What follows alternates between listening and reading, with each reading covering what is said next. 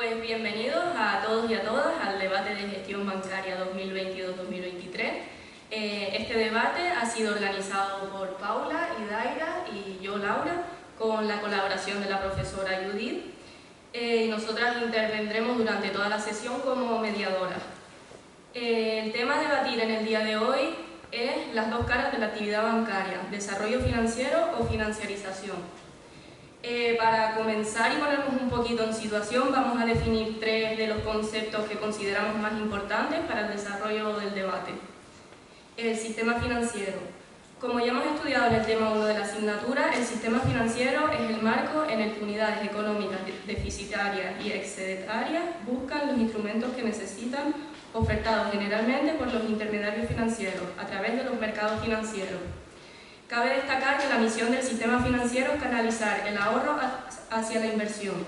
Por otro lado, los elementos fundamentales que lo forman son los siguientes: los instrumentos o activos financieros, las instituciones o intermediarios financieros y los mercados financieros. Vale, la siguiente definición que vemos oportuna definir antes del debate es la financiarización, que es un término que describe un sistema o proceso económico que intenta reducir todo el valor intercambiado, tanto tangible como intangible, tanto futuro como presente, a un instrumento financiero o a un instrumento financiero derivado. Vale, y por último el desarrollo financiero, que supone la fundación y la expansión de instituciones, instrumentos y mercados que apoyen el proceso de inversión y crecimiento, ya que se encuentra asociado con la adecuada asignación de recursos destinados a emprendimientos productivos, con la reducción de los niveles de informalidad y la pobreza, así como con un mayor crecimiento económico de largo plazo.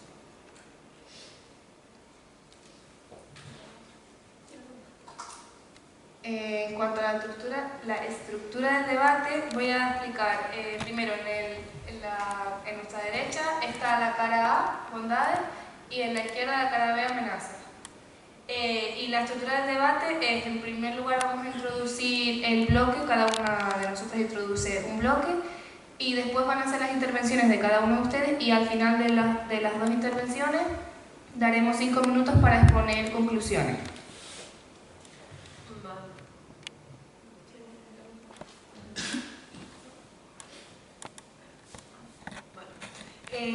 Las normas, fundamentalmente, que respeten el turno de palabra, levantar la mano cuando soliciten intervenir y que cada participante tiene un tiempo máximo, para intervenir.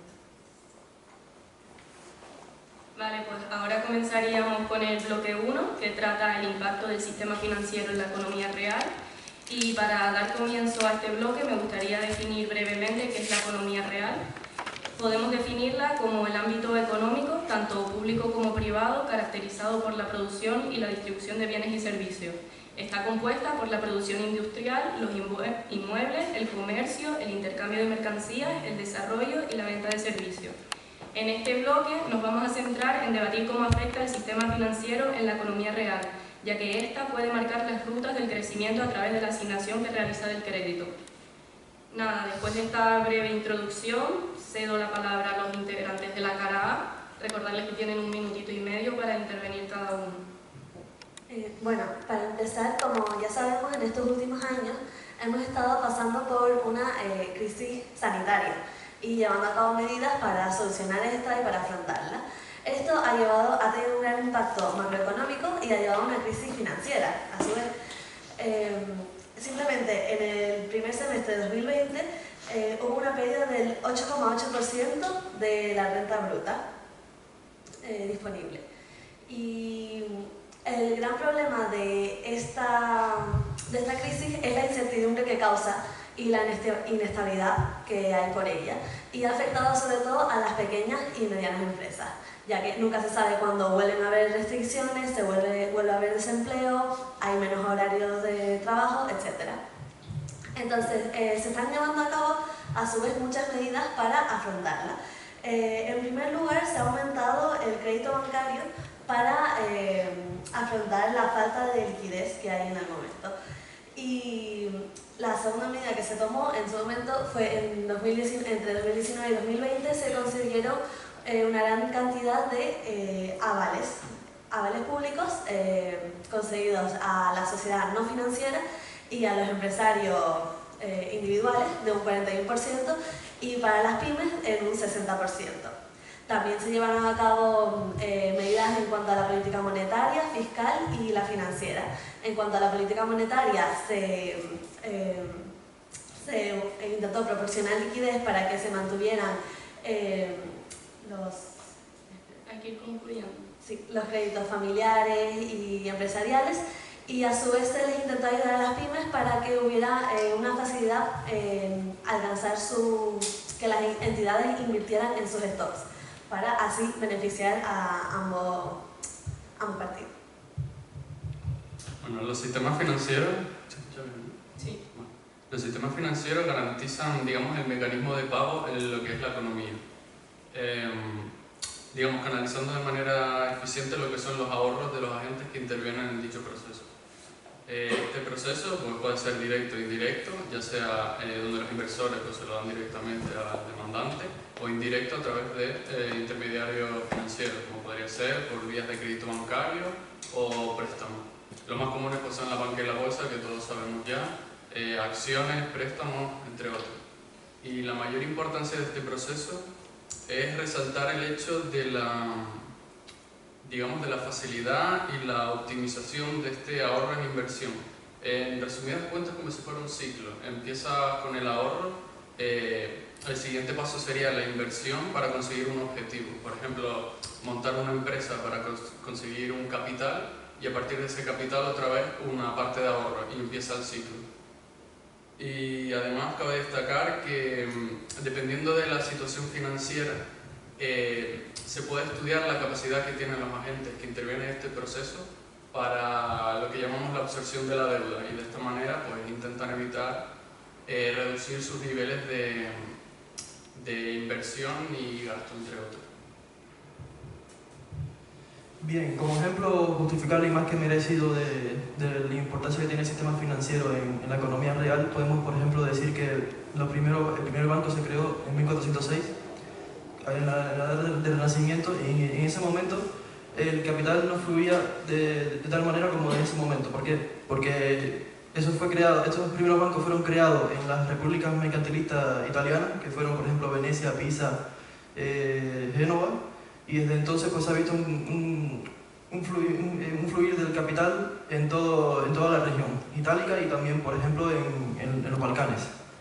Y bueno, como ejemplo actual, pues por ejemplo un panadero, ahora mismo, ¿qué podría ser un panadero o qué sería de un panadero que quisiera abrir una panadería y no tuviese a un intermediario, que es básicamente lo que es un banco, por ejemplo, que es lo que más usamos actualmente dentro del sistema financiero, ¿no? Conocemos también, como dijo mi compañero, los mercados financieros como la bolsa y demás, pero el banco es lo que más utilizamos cotidianamente como medio de financiación. ¿Qué sería entonces si no tuviese a ese intermediario que le financiase su sueño, su futuro?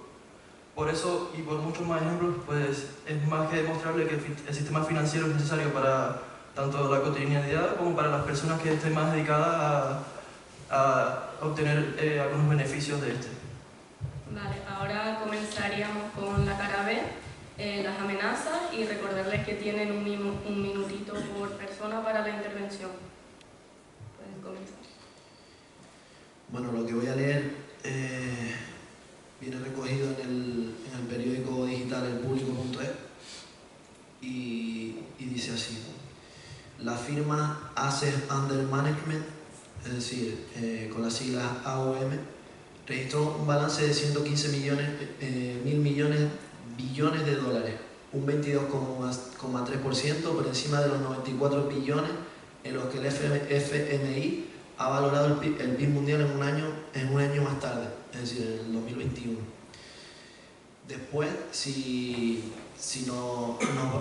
miramos los primeros 4 o 5 fondos de inversiones principales mundiales, se puede comparar con 4 o 5 veces el PIB de un año de 5 países, por ejemplo, Francia, Italia, España, Grecia, por decirte 4 países. Es decir, hay que ir concluyendo. Es decir, ¿cómo es posible que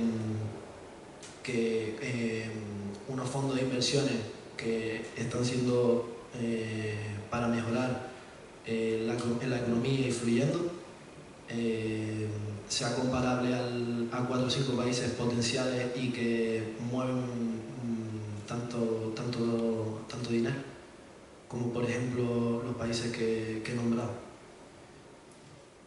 Ya voy a entender. Se me viene a la cabeza un ejemplo, claro, en el que fracasó, como por ejemplo Lehman Brothers, en el que un error de un fondo de inversión provocó una crisis mundial como la que produjo en octubre de 2008. Soy. Bueno, la financiarización está muy relacionada con el sistema financiero. Pues bien, la financiarización ha producido que la economía deje de producir y vender bienes y servicios a la organización para que los haga a través a la compraventa de productos financieros, acciones, derivados, etc. Por lo cual, el dinero que antes se invertía en producir, lo cual generaba empleo, ahora se destina a la especulación del mercado financiero. La especulación, evidentemente, deja resultados positivos, pero también tiene aspectos muy negativos, como puede ser el acaparamiento. Hay un caso en 2010 en el que un gestor de un fondo especulativo con sede en Londres realizó una compra de contratos de futuro por $1.000 millones en 241.000 toneladas de cacao. Esto representaba en aquel momento el 7% de la producción mundial de cacao. Almajar, dicho fondo era el propietario de casi todos los granos de cacao almacenados en toda Europa. Los interrogantes lógicos serían las regulaciones, pero se realizó en un mercado llamado Lonet. Un mercado Lonet en el que no existe regulaciones. El punto aquí es que la especulación se utiliza mucho en recursos como puede ser los alimentos primarios, energía, materias primas primarias, y no se debería permitir, como en su momento en 2008, por culpa de la especulación, el trigo aumentó su precio en un 46%. El trigo es un alimento básico.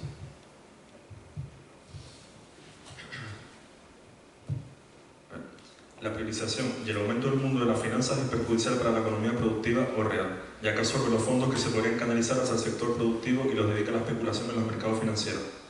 De esta manera, las finanzas son como un tumor del sector productivo que impide que éste pueda desarrollar todo su potencial, lo que también lleva a la destrucción de muchos puestos de trabajo, entre otros problemas sociales. Las tendencias financieras cortoplacistas han afectado negativamente a las inversiones reales y a la innovación. El sistema financiero también ha socavado a la economía real al desviar el talento de ella con atractivos incentivos. Así, ese talento ha ido a parar a las finanzas en detrimento de la economía real, lo que ha perjudicado especialmente al progreso tecnológico. Diferentes estudios de la Asociación Americana de Finanzas han demostrado que el crecimiento financiero durante las últimas 4 décadas se ha basado básicamente en la búsqueda de renta, es decir, la obtención de beneficios sin añadir ningún valor real. Las finanzas han captado rentas a través de diversos mecanismos como las prácticas anticompetitivas, la comercialización de productos excesivamente complejos y arriesgados, la obtención de subvenciones gubernamentales e incluso rescates financieros por crisis financieras que ellos mismos han provocado, y también las actividades fraudulentas. En definitiva, las finanzas han retrasado el desarrollo de la economía real de varias maneras. En primer lugar, el desarrollo financiero no ha favorecido la intermediación entre el ahorro y las inversiones reales. Los mercados asignan los fondos con criterios distintos a los de promover la inversión en la economía real. En segundo lugar, los mercados financieros y la especulación no generan ni añaden valor real. Y en tercer lugar, la financiarización y el fracaso de una regulación que cada vez deja más que desear han provocado crisis financieras más frecuentes y perjudiciales. Y además, el proceso de financiarización se ha extendido a ciertos derechos humanos que en principio deberían estar al margen y protegidos de estas dinámicas. Pues apoyando las palabras de mis compañeros, yo voy a matizar directamente las amenazas del impacto del sistema financiero en la economía real. Que el principal amenaza es el riesgo de la crisis financiera, la cual puede ser causada por diferentes factores como el endeudamiento excesivo o la falta de regulación adecuada. Un ejemplo de ello fue la crisis del 2008 y 2009, que según las cuentas financieras del Banco de España aumentó el endeudamiento total considerablemente. Otra amenaza que podemos encontrar es el colapso financiero, el cual sucede por culpa de la gran cantidad de deuda incobrable. Podemos encontrar diferentes ejemplos como el colapso del sistema financiero en islandés en 2008, que fue causado por la quiebra de los 3 principales bancos del país, y como por otro ejemplo que es el colapso del Banco de Inglaterra en 1992, que fue causado por las grandes pérdidas en la banca de inversión. Y por último, quiero mencionar la volatilidad de los mercados financieros que provoca un brusco cambio en los precios. Un ejemplo de ello que podemos ver es la reciente caída del mercado de valores en 2020 debido a la pandemia del COVID-19. Como bien comentó la mediadora, la economía real es aquella economía que está basada en todo el dinero, los activos, bienes y demás servicios y actividades económicas que realizamos en el día a día en nuestros negocios y comercios. ¿Qué pasa? Toda esta actividad y todos estos bienes necesitan de una financiación que proviene de la economía financiera. La economía financiera es significativamente muchísimo más importante que la real, es 125 veces mayor que la economía real en cuanto a cantidades de millones y miles de millones de euros. ¿Y qué supone esto?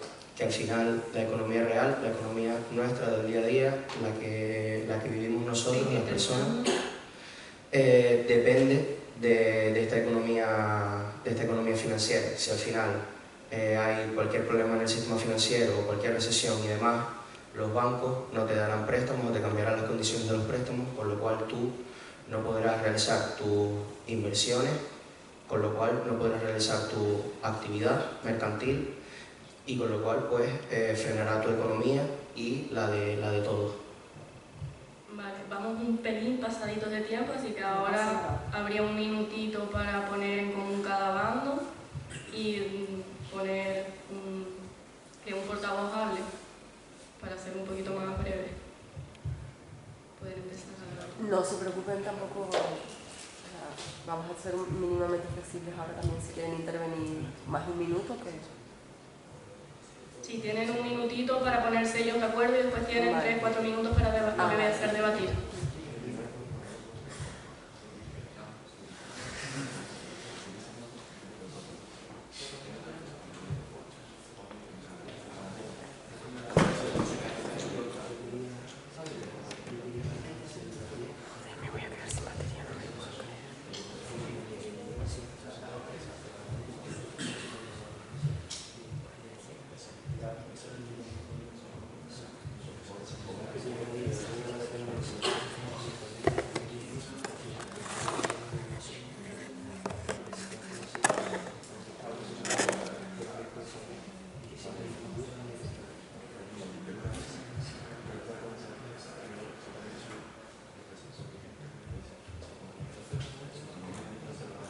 Cuando puedan, hay que comenzar a decir las conclusiones. Si necesitan un poquito más de tiempo, como quieran. ¿Quién quiere comenzar? Pues comienza la cara A.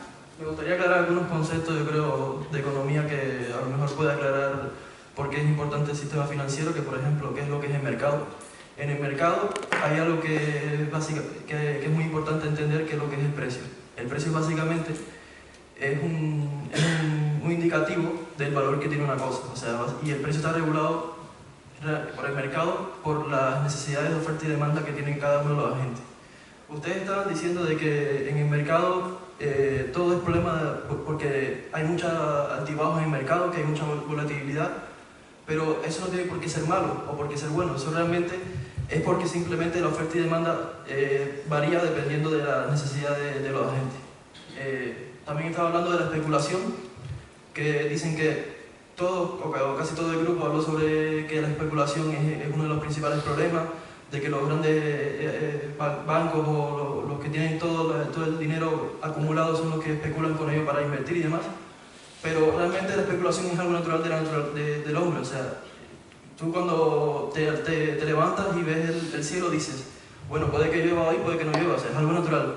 Y eso no tiene por qué afectar realmente al resto del mercado, o si afecta de alguna manera, luego el mercado se regula por la misma ley de oferta y demanda. Si los agentes del mercado están informados de cómo es que funciona y ven que está sobrevalorado o algo, lo que va a suceder es que va a bajar el precio de ese producto. Y eso es básicamente lo que son los altibajos. No tiene por qué ser algo malo, o sea. Y generalmente, cuando estaba hablando también sobre las crisis, ¿no? Generalmente las crisis, por ejemplo, la crisis del coronavirus no ha sido problema del mercado, no ha sido un problema del sistema financiero, sino más bien de las políticas monetarias y financieras de los gobiernos. Eso se ha podido comprobar varias veces. O sea, la inflación no es un problema del mercado, es un problema de gobierno, de políticas financieras y monetarias. En ningún momento hemos mencionado la crisis del coronavirus. Toca el turno de la cara, ¿eh? Estabas hablando de los precios que indican el valor, y dices que la especulación no tiene tanto que ver, pero realmente sí, porque la especulación, la gente puede hacer que varíe el precio de cualquier cosa simplemente por el hecho de acaparar todo el mercado. Pueden decir, pues si yo quiero que suba esto, compro todo esto, y luego ese valor ya no es real el valor porque se infla. Entra la inflación ahí.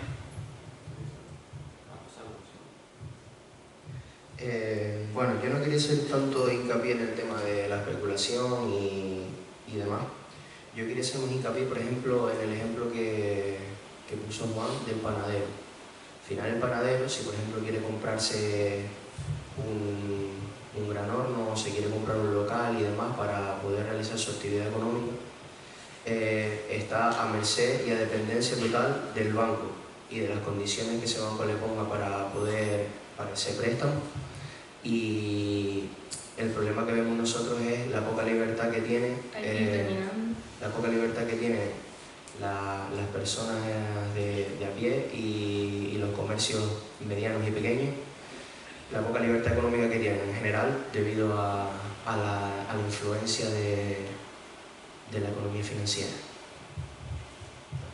Vale, hay que concluir ya porque tenemos que dar paso a los siguientes bloques. Muchas gracias a todos por participar y continuamos con el siguiente bloque.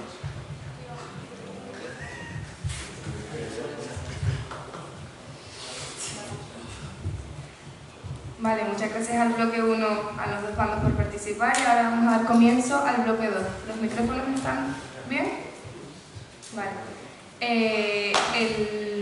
El título del bloque 2 es el crecimiento del sistema financiero, pero lo vamos a tratar desde otro enfoque, que sería cómo afecta la financiarización al sistema financiero. Vale, quiero recordarles que el propósito original de la financiarización es lograr reducir cualquier producto, trabajo o servicio en un instrumento financiero intercambiable, como por ejemplo una divisa, y así hacer que sea más sencillo para las personas comercializar estos instrumentos financieros. Vale, en este bloque vamos a empezar con la cara B, decir las amenazas, y empieza a hablar Francesca, por favor. Algunas circunstancias que podrían comprometer el crecimiento del sistema financiero, sobre todo por lo que se refiere a la zona del euro, son el actual contexto geopolítico y económico, sobre todo por lo que se refiere a los conflictos armados. Y luego tenemos el mayor riesgo de crédito derivado del aumento de los tipos de interés, que hacen que sea siempre menos sostenible para las empresas endeudarse. Y combinado con la inflación y las políticas monetarias restrictivas, seguirá afectando a los consumidores y creando incertidumbre en los mercados de capitales. Y el encarecimiento de la energía que presiona los márgenes de las empresas. Humberto, por favor. Bueno, como ya bien sabemos, la financiarización impulsa el desarrollo del sistema financiero, brindando nuevos productos financieros para negociar o bien sea brindando nuevas oportunidades de financiación. Esto a primera impresión nos parece un aspecto positivo, pero si nos centramos un poco más adentro, a las empresas al tener mayores recursos y mayor poder de financiación, las empresas podrían expandir su actividad, y al expandir su actividad esto se traduce en que podría experimentarse una subida en los niveles de contaminación y algunas empresas podrían comenzar con la sobreexplotación de algunos recursos naturales, pudiendo llegar incluso a la extinción de los mismos. Miquela. La Comisión Europea señala como principales riesgos del sistema frente a una nueva crisis el elevado capital en el shadow banking system, lo que se denomina en español el sistema bancario en la sombra, que es un ámbito creciente de una actividad crediticia paralela que no está sujeta a la regulación y a la supervisión prudencial. De hecho, aquí encontramos las operaciones que se mueven fuera del sistema financiero. La banca en la sombra desempeña funciones en el sistema financiero, por ejemplo, genera fuentes adicionales de financiación y ofrece a los inversores una alternativa a los depósitos bancarios. Pero también puede suponer una amenaza potencial para la estabilidad financiera a lo largo plazo, como nos enseña la historia con la crisis financiera de 2007 y 2009. Así que hay que prestar atención a ese sistema alternativo sin regulación, porque su crecimiento es paralelo al crecimiento del sistema financiero. Alan, por favor. Como consecuencia, sabemos hasta el día de hoy que seguimos sufriendo una crisis sanitaria con consecuencias económicas en casi todo el mundo y pone de manifiesto problemas económicos, en especial los relacionados con la financiación y el crecimiento, y estas advertencias llegan desde instituciones económicas, desde gobiernos y bancos centrales, y con el estallido de la pandemia pudimos notar debilitación en la situación financiera de ciertas empresas y hogares. El sector bancario ha proporcionado financiación abundante durante esta crisis en un contexto en el que las necesidades de liquidez de hogares y empresas aumentaron de manera significativa como consecuencia de la disminución de sus ingresos.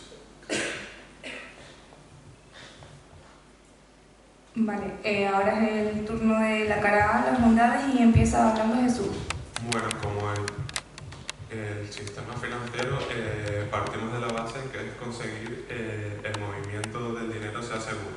Además, una de sus funciones más importantes es que alcanzar que el crecimiento económico del país a través de un uso corriente, a través de un uso correcto de sus inversiones y ahorros. Por lo tanto, el sistema financiero alza el crecimiento económico y el desarrollo, por lo que así se consigue la estabilidad financiera. Por lo tanto, gracias a este crecimiento del sistema financiero y alcanzar la estabilidad financiera, se genera mucho empleo y se mejora la productividad. Además de que da confianza a personas a invertir y ahorrar, y en los fondos de comercio y en los mercados de capital, pues principalmente los flujos efectivos de fondos se van hacia usos más productivos, además de que esta estabilidad financiera pues ayuda al gobierno a recaudar más capital de inversión, además de que pueden también pues mantener las redes de seguridad financiera, y también hay que ir concluyendo. Aceleran los pagos de manera segura a través de las fronteras. No sé. Yo quería empezar por hacernos una pregunta a todos. ¿Qué consecuencias traería, qué consecuencias positivas traería el crecimiento del sistema financiero a largo plazo? Para ello yo me he centrado en dos autores, Rubini y Salah y Martin, que resumidamente dicen que un buen sistema financiero supondría que los empresarios tendrían una mayor capacidad de endeudamiento. Esto supondría que se pueden llevar a cabo proyectos más grandes, a mayor escala, soportando un menor riesgo y generando mejores resultados.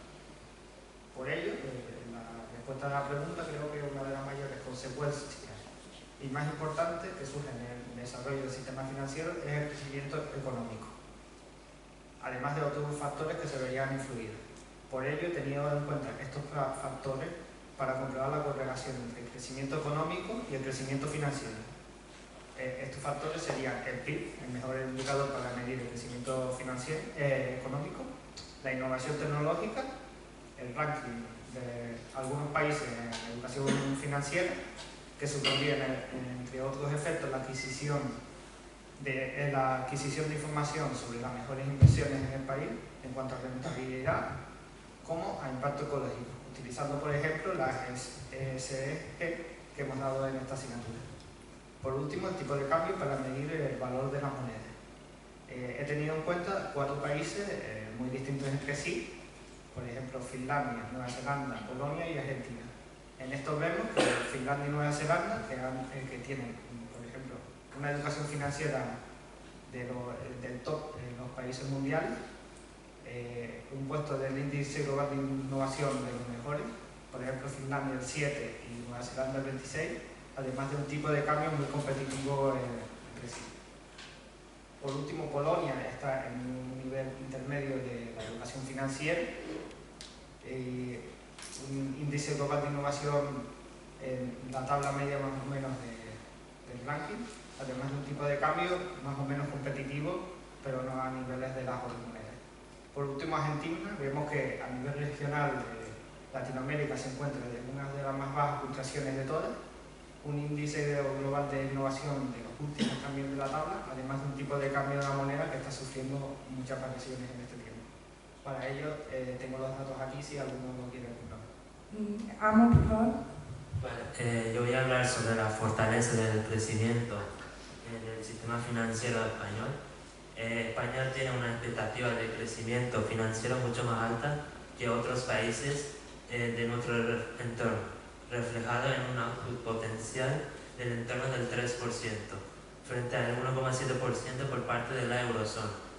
1,3 puntos de crecimiento de diferencial que se ha incrementado sustancialmente desde 1993, fecha en la que apenas se elevaba a 0,3 décimas.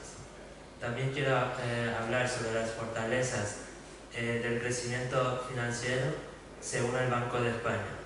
El menor endeudamiento de familias y empresas debido a que la ratio de deuda sobre el PIB de los hogares y de las sociedades no financieras se había reducido en cerca de 70 puntos hasta finales de 2018, hasta situarse algo por debajo del promedio del área del euro, lo que ha permitido un notable saneamiento de la posición patrimonial, el aumento de la oferta de crédito de la banca, que ha fomentado el crecimiento y el gasto de los hogares, como consecuencia del proceso de saneamiento en el que se ha envuelto el sector, la mejora de la competitividad y su efecto positivo en el superávit exterior, y la mayor flexibilidad en el uso del factor trabajo introducido por las últimas reformas laborales.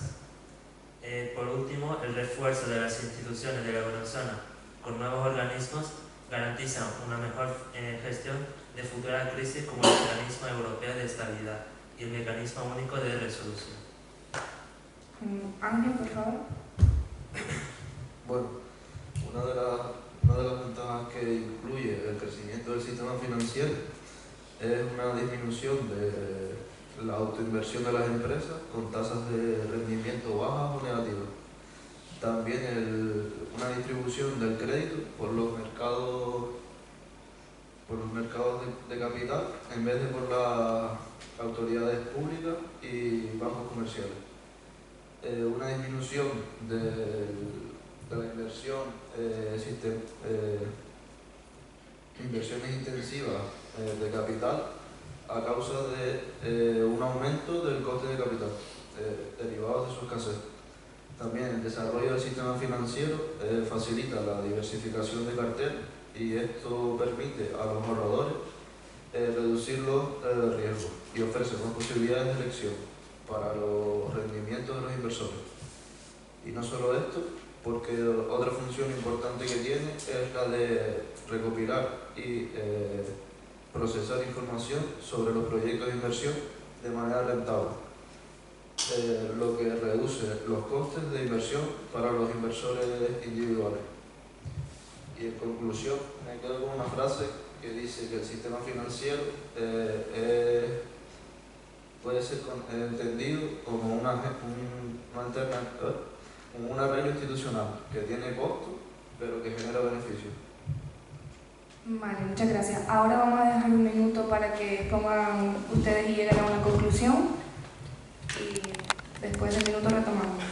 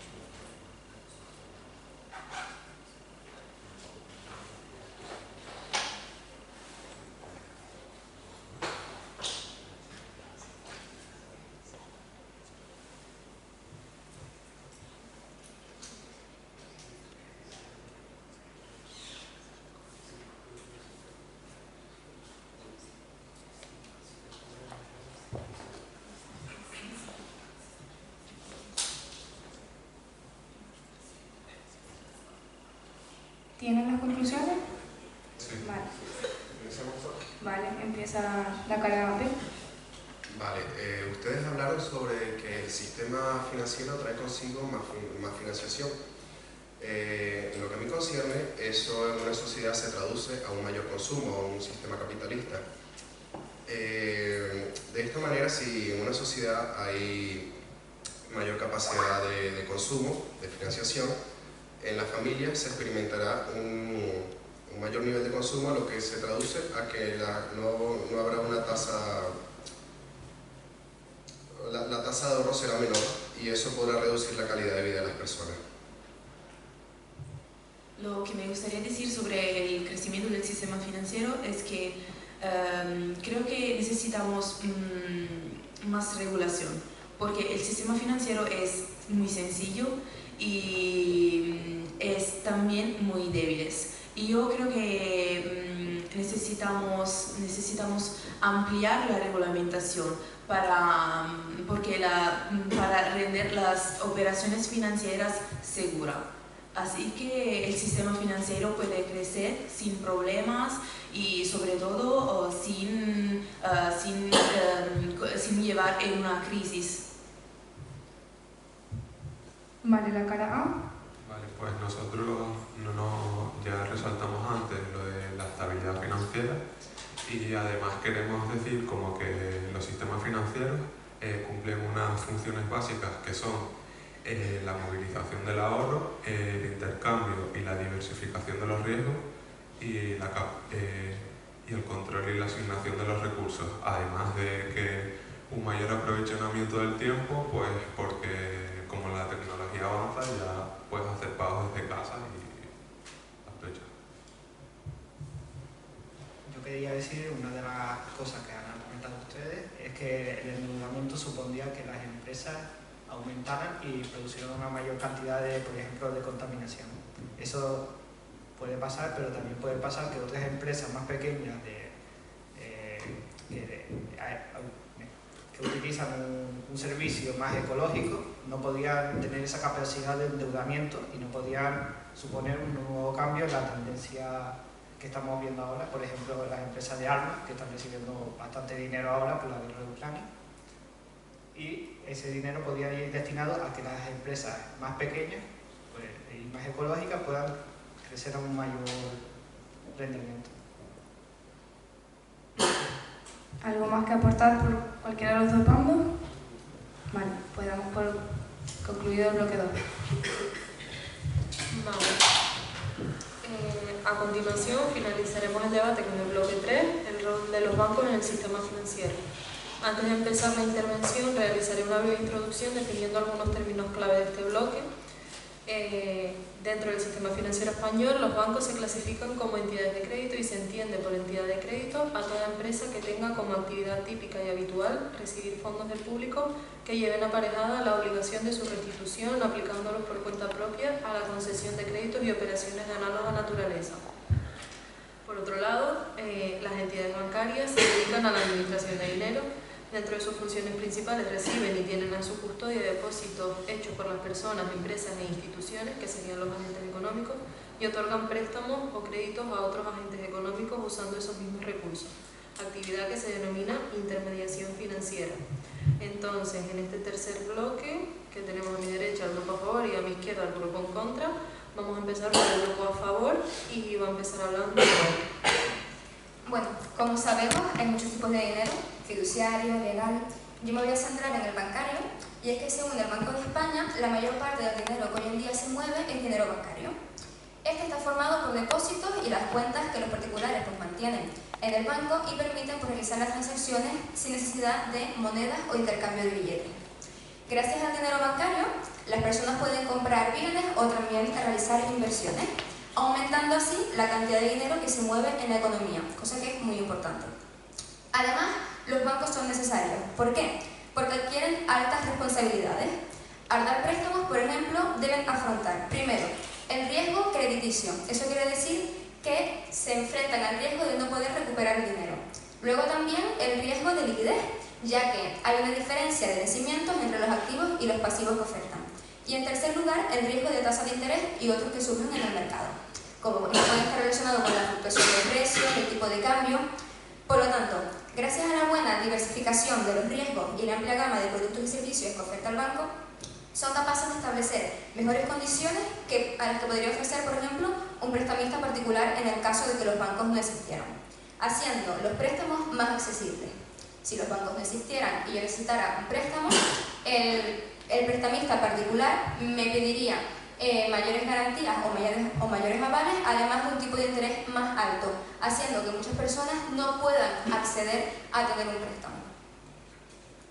Siguiendo a favor del rol de los bancos en la intermediación financiera, quería comentar que son el principal medio de canalización del ahorro de las personas, son el principal medio mediante el cual las personas depositan sus ingresos y realizan sus gastos y donde depositan su capital.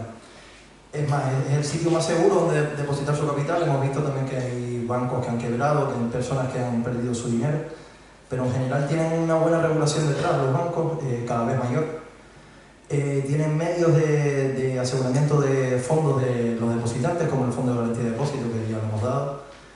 Pero quería recalcar eso, que es el medio más seguro donde depositar el capital y es totalmente necesario para ese fin, pero sobre todo para la facilitación del crédito, como comentó Idaira, es su principal función. Y sin ello sería casi que imposible encontrar crédito para un agente deficitario. Los agentes excedentarios tienen crédito que pueden darle a los agentes deficitarios, pero se pueden encontrar problemas como diferencias en los plazos en los que uno quiere prestar y el otro quiere ser prestado, diferencias de las cantidades o la valoración de los riesgos según el excedentario y el deficitario. Es algo bastante complicado que no se podría realizar sin un intermediario financiero. Y también quería recalcar, por ejemplo, escuchamos muchas veces quejas sobre los avales cuando pedimos préstamos bancarios, etc. Pero es un proceso totalmente natural y lógico. Imaginemos que yo soy un agente excedentario y usted es un agente deficitario. Si ustedes quieren conseguir dinero y yo se los voy a prestar, es más que normal que yo, tras haber realizado mi trabajo, tenga dinero para poder prestarles y quiera asegurar que ese dinero se me será devuelto. Entonces, es un proceso más que normal. Es verdad que vemos casos injustos, etcétera, pero en sí el proceso de aval bancario es totalmente necesario y natural. Entonces, es entendible quejas que se pueden escuchar y tal, pero es totalmente necesario y es algo que habría que tener a favor de los bancos y que quería recalcar. Bueno, a mí me gustaría hablar sobre un tema, y es que se escucha a menudo que los bancos hacen lo que quieren con tu dinero, dejando de lado temas de ética a la hora de invertir. Pero también tenemos que pensar en los bancos como una empresa, una entidad la cual, por su propia definición, su principal objetivo es buscar un lucro. No sé si conocen la pirámide de Maslow. Es una teoría a la que me gustaría recurrir en este momento para explicar la actividad bancaria. En esta teoría se expone que no podemos cubrir unas necesidades secundarias sin antes cubrir las principales. Mediante este símil podemos decir que las necesidades primarias es obtener un beneficio, y una vez cubierta es cuando podemos optar a cubrir las necesidades secundarias, tales como elegir entre disyuntivos contributiva, teniendo en cuenta temas como la contribución social de estas inversiones, entre otros. Además, sin los bancos realmente sería difícil que una sociedad prospere debido a su principal carácter intermediador, que sirve para fomentar el movimiento del dinero, que es lo que mantiene la economía en expansión y que no entremos en una recesión constante. Bueno, desde el punto de vista empresarial, los bancos ofrecen muchísimas posibilidades de financiar proyectos y ideas. Esto se ve con el claro ejemplo de los famosos préstamos ICO, que es una línea de financiación oficial que facilita fondos a las empresas para llevar a cabo proyectos de inversión con la intermediación de las entidades de crédito. Además, en España, según datos del INE, las pymes representan más del 62% de las empresas existentes y su principal fuente de financiación es externa. Es decir, las más habituales son la línea de crédito y el préstamo bancario, que representan el 20,5% y el 20,4% de las pymes que acudieron a esta financiación según datos del 2019. Además, las entidades bancarias han sabido adaptarse a las circunstancias de cada momento. Por ejemplo, con el COVID-19 salieron algunas novedades como el viso y además mejoras en las condiciones de los préstamos ICO. Y a modo de conclusión, existe una cuestión que podría resumir perfectamente una palabra que ha comentado mi compañero Alberto, que es la seguridad que nos ofrecen las entidades bancarias. Y es que a día de hoy, ¿dónde tenemos nuestro dinero? ¿Debajo del colchón o en el bolsillo, en la cartera? ¿O hemos optado por depositar nuestra confianza en los bancos? Vale, ahora va a empezar a hablar José Enrique. Bueno, hago una pregunta. ¿Son buenos los bancos dentro del sistema financiero? En el mundo de fantasía, sí, pero la realidad es que no. Son entidades capitalistas que solo se preocupan de su propio beneficio. Existe una ineficiencia dentro del sistema bancario, ya que los bancos ni fomentan el ahorro, ni la inversión, ni ayudan a las personas correctamente. Solo quieren venderle todos sus productos. Esto lo podemos ver primero con la incorporación hace pocos años del ratio de productividad. Vende y vende, más nada. Por ello hay una nueva política en los bancos que todo empleado mayor de 55 años o se le da de baja o lo prejubila. Por otra parte, históricamente, cualquier persona sin conocimiento financiero puede adquirir cualquier producto en los bancos. Da igual, lo que importa es vender. Además del beneficio exagerado que tiene, ya que para poder considerar una empresa como eficiente, por cada euro que gasta tiene que ganar el doble. En sí, el rol de los bancos en el sistema financiero no es bueno, solo es ganar dinero. Bueno, yo quería comentar, como han dicho mis compañeros, que los bancos son necesarios. Yo quería calificarlo como un mal necesario, porque sí es verdad que es algo que la economía necesita por su función, pero la forma en la que toman decisiones y su mal funcionamiento hacen en muchas ocasiones crear más problemas que soluciones. Por ejemplo, yo quería dividir tres problemas de los bancos. Uno, el principal, como dijo mi compañero, funcionan como empresas privadas que siempre van a buscar su beneficio propio y sus intereses personales y no el de sus clientes. Y luego, por ejemplo, tendríamos la gran falta de confianza de la población a los bancos y luego tendríamos, como ya dije, sus malas tomas de decisiones, que eso podemos tirar de melodrama, nos podemos ir, por ejemplo, a la crisis del 2008, que, por ejemplo, cómo es posible, el ejemplo de las hipotecas basura, cómo es posible que un banco dé hipotecas a gente que sabe que no va a poder afrontar los pagos de esa hipoteca. O sea, son cosas que no tienen mucho sentido. O, por ejemplo, hoy en día con la inflación que tenemos, ¿cómo es posible que en marzo de 2021 economistas de renombre estuviesen avisando que iba a haber problemas con la inflación y los bancos centrales no tomasen decisiones y medidas hasta un año después? Yo sigo hablando de lo que pasó en el sector bancario en los últimos años, y el sector bancario lleva años sufriendo de un descenso intenso de su rentabilidad a causa de los bajos tipos de interés y los mayores requerimientos de capital. Esto es un problema porque si la banca tiene este problema, esto puede repercutir en la economía real de forma determinante, porque la salud del sector bancario es clave para que el crédito siga apoyando a la economía real. Algunos ejemplos pueden ser, por ejemplo, los problemas en el mercado de la vivienda, Son tres factores principales: el COVID-19, que aceleró las amenazas persistentes en el segmento del mercado de propiedad de empresa, como el centro comercial o sobre todo los minoristas que están sufriendo por el desarrollo de la venta online. Otro factor es el teletrabajo, que puede dejar muchos edificios vacíos y generar problemas financieros para su dueño y para los bancos.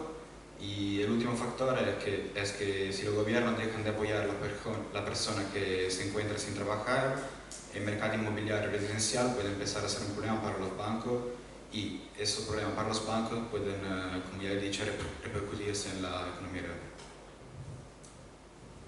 Y bueno, ya un poco a modo de conclusión y combinando todos los argumentos, creemos que los bancos cada vez son más relevantes y más importantes, y tanto es así que ya no es el banco el que necesita al cliente, sino que son los clientes los que nos vemos forzados a necesitar un banco, como comentaban.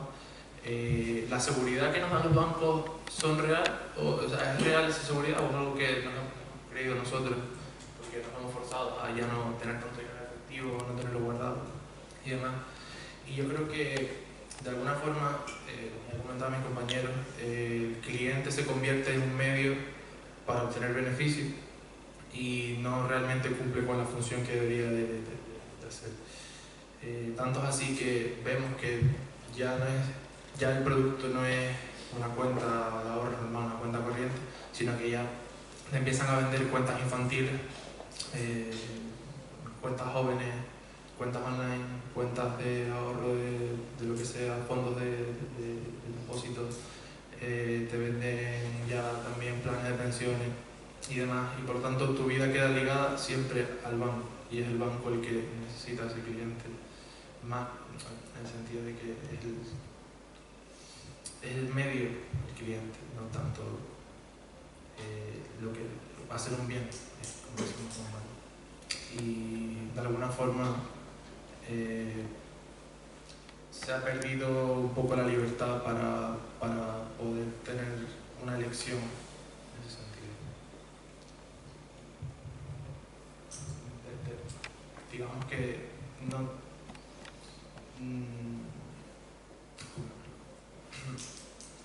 cada vez, si el banco busca el beneficio, eso hará que las personas que crean en el banco cada vez puedan llegar a perder su dinero más, en el sentido de que busca vender, y el cliente cae en eso y acaba perdiendo.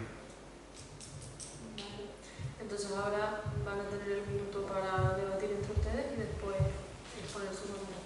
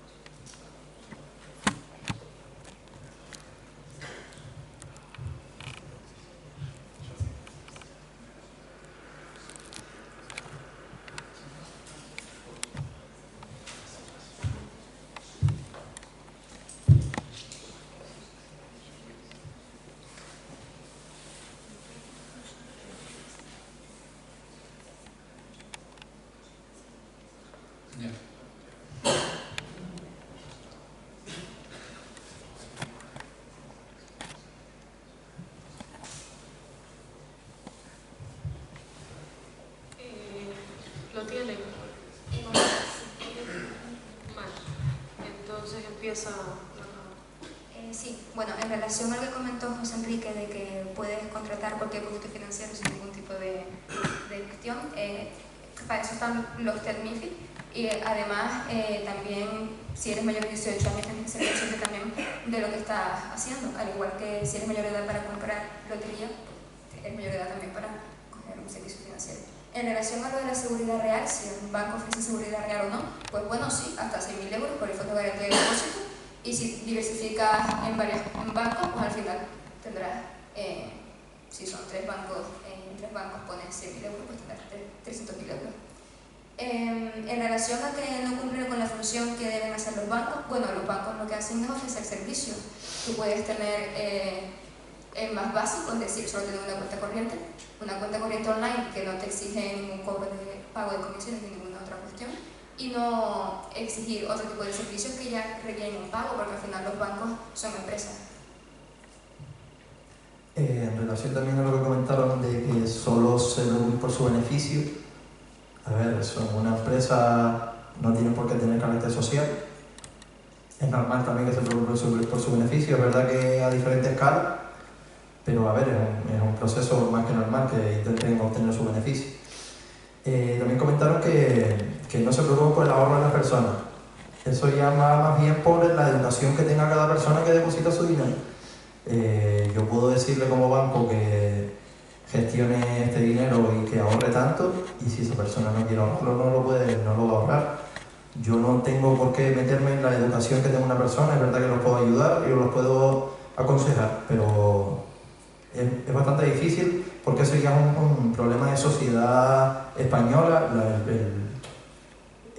muy poca educación financiera. Entonces tampoco es un problema como tal del banco, sino de educación financiera de las personas en España. Y también comentaron que cada vez hay más planes de pensiones, etc.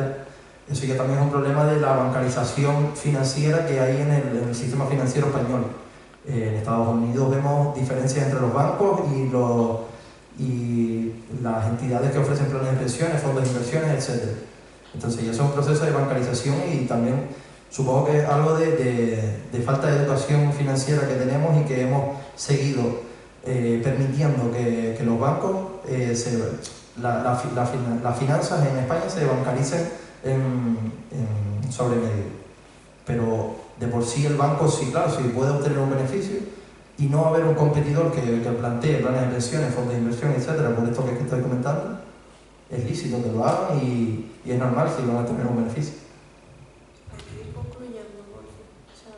Bueno, a mí lo que me gustaría decir es que lo que pude sacar como resumen de todo lo que dijeron ustedes es que los bancos, os centrasteis mucho en la mala praxis que tienen los bancos con muchas de las cosas que ellos hacen o que han hecho.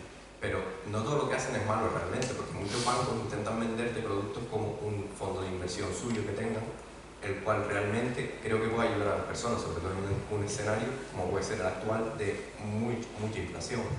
Tú si dejas tu dinero en el banco, estás perdiendo un 8% anual debido a la inflación actualmente. Y los bancos están intentando de alguna forma hacerle llegar a las personas que invertir no es tan malo como se cree, y intentando venderle pues eso, fondos de inversión, aunque realmente tienen muchas maneras de invertir, aunque no sea con ellos. Empezamos por la cara B. Bueno, respecto a los test que dijo Maya, si te llega una persona con mucho dinero a invertir en cualquier producto, aunque no lo sepa, tú vas a ayudar a que ese test lo pruebe, sin importar nada. O sea, yo creo que tienen una visión muy idílica de los bancos, y aquí creo que somos 28 personas o así. Si me pueden hacer el favor, levantarme la mano, ¿quién confía plenamente en los bancos? Bueno, yo creo que ya no tengo nada más que comentar. Pues eso.